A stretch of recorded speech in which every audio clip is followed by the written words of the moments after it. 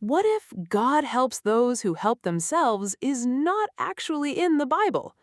What if it sounds wise, but can completely miss the heart of the gospel? Most people quote this phrase like scripture.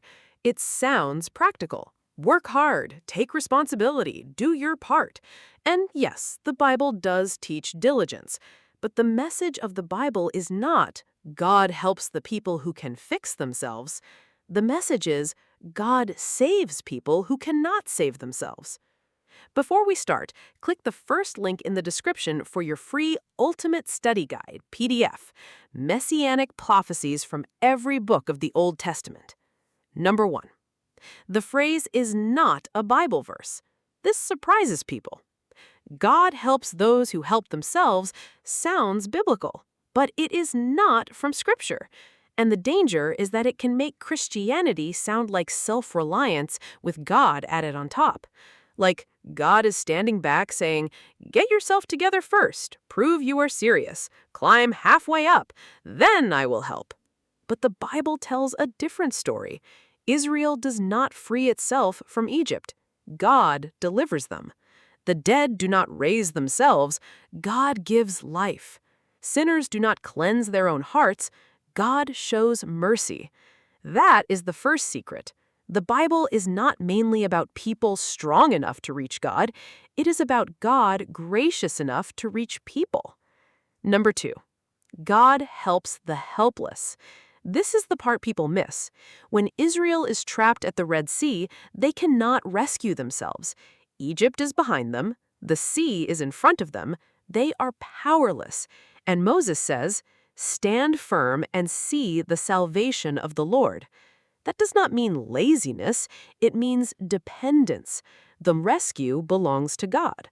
Again and again, the Bible shows God moving toward the weak, the barren, the enslaved, the poor, the sinner, the outsider, the broken, the people who know they do not have enough strength. That is why grace is so shocking. God does not wait for helpless people to become impressive. He meets them in their need. Number 3, the gospel is not self-help. This is the deepest revelation. Jesus did not come because humanity needed a little advice. He came because humanity needed rescue. If we could save ourselves, the cross would not be necessary. If we could cleanse ourselves, Jesus would not need to shed his blood. If we could defeat sin and death by trying harder, resurrection would be our only hope. But Scripture says while we were still weak, Christ died for the ungodly. Not after we became strong, not after we fixed everything, while we were weak. That destroys pride, but it also destroys despair.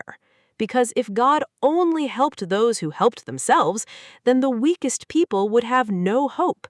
But the gospel says the opposite. Blessed are the poor in spirit. Blessed are those who know they are empty before God. Blessed are those who stop pretending they can be their own savior. Now, this does not mean Christians should be lazy. The Bible teaches work, obedience, responsibility, wisdom, and perseverance. But those are responses to grace. They are not replacements for grace. We work because God is at work in us. We obey because we have been loved. We move forward because mercy has already met us. So, God helps those who help themselves may sound motivational, but it is not the gospel. The gospel is better. God helps those who know they need him. God gives strength to the weak. God gives mercy to sinners. God gives life to the dead. So the question is not only, can I help myself? The deeper question is, have I admitted how much I need God? Because Christianity does not begin with self-reliance, it begins with surrender. And the good news is this: when you finally come to the end of yourself, you have not come to the end of God.